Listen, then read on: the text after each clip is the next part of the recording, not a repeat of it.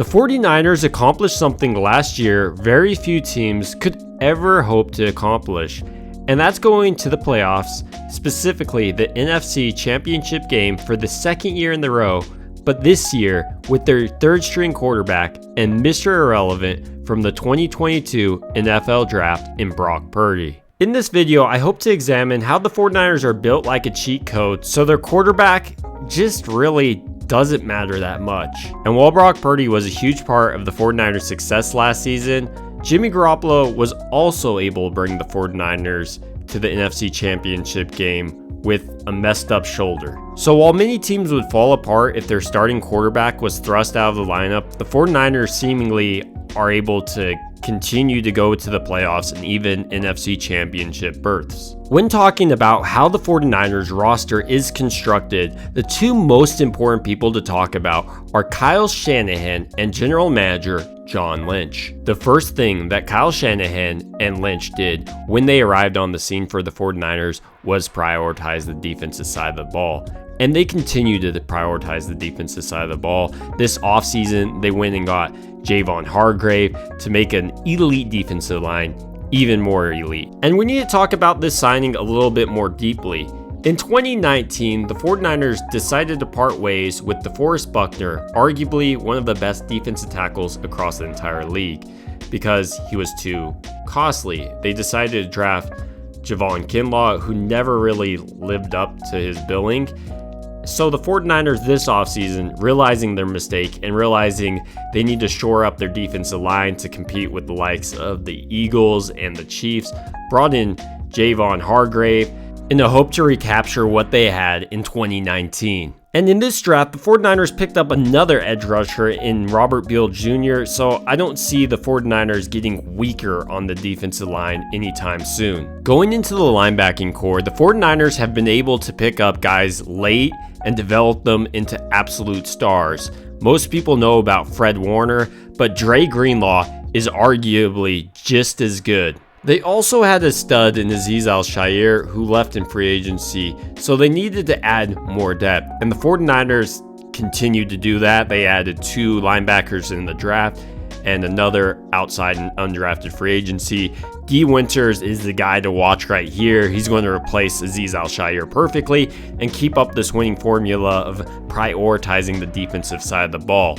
But if we're honest, the 49ers front 7 has been elite since Kyle Shanahan and John Lynch really have taken over and built this thing up. But the thing that's been questionable at times has been the secondary.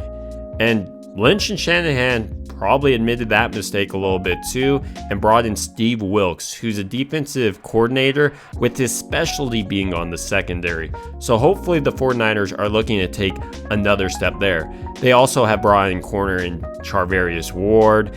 They have Talanoa Hufanga, and in this year's draft, they brought in Jair Brown, who plays extremely quick, and while he tested poorly, his 4-yard time is probably closer to a 4.5 when he's on the field rather than the 4.6 he tested at. So the 49ers, possibly number 1 defense, could even be getting stronger. Moving on to the offensive side of the ball, Kyle Shanahan is where it all starts.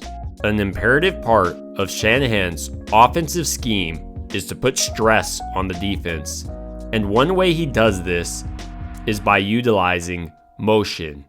And he'll line up a guy and move him all the way across the field. One, to let his quarterback understand what the defense is trying to do, but also to make it harder on the defense to slide their defenders and understand exactly what they are going to do on that play. It changes assignments and changes what each player does. The second most important tool in his repertoire has to be the amount of versatile players he has. He has Christian McCaffrey, who he can line up at wide receiver and put Debo in the backfield. This makes it much harder for the defense to understand what formation the 49ers are going to line up in before the snap. While it may look like they might have 5 wide receivers, they may come out in more like a run formation. And while the 5 receivers may be an exaggeration, what I'm saying is not. The 49ers put the defenses in positions where they're not sure which coverage or which formation is best. Should they do a nickel or maybe their base formation? Another aspect of the 49ers offense that's unique is the 49ers commitment to running the football. Many teams have developed a commitment to passing the football, which relies on a quarterback and them not getting hurt. But running the football, you can have multiple running backs, and the 49ers have showed success with undrafted guys. I mean, Jordan Mason could probably start on a lot of teams, but they also have a superstar in Christian McCaffrey. And going over each individual player would honestly take forever because they're star-studded on all of their starters. But there's also an interesting factor on the 49ers team. They add a ton of depth that is constantly trying to compete for roster spots. One instance is the wide receiver room.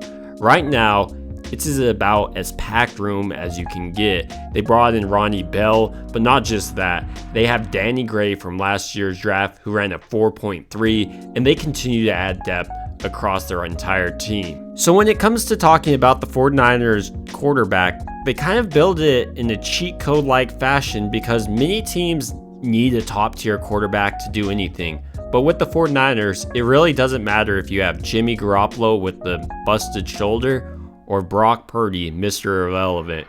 You're going to go to the NFC Championship. So while many people are unsure what's going to happen if the 49ers start Trey Lance, I think they should be more afraid. The 49ers simply just haven't had the talent of a number 3 overall pick at the quarterback position since Kyle Shanahan has taken over. Or equally as scary, Brock Purdy is ready to start the season and he just picks up where he left off. Purdy was putting up 30 points a game and looked even better than Jimmy Garoppolo and Kyle Shanahan's offense as a rookie. So while the 49ers have built their entire team, now they finally have perhaps found a franchise quarterback, taking their elite team to a whole new level. And I think this is why the 49ers have been able to build something that's sustainable. They don't just focus on one player and say, you have to lead us, and let that quarterback get destroyed under a horrible offensive line and a horrible team.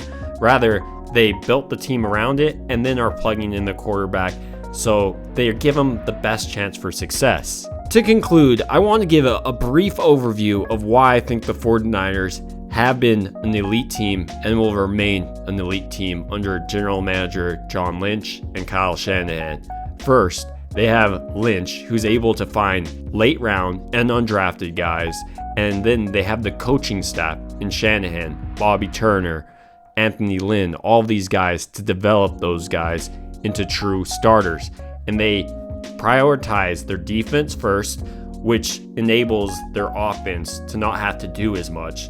And Kyle Shanahan's creative schemes help their talented players get open, meaning it doesn't really matter who starts at quarterback for the 49ers.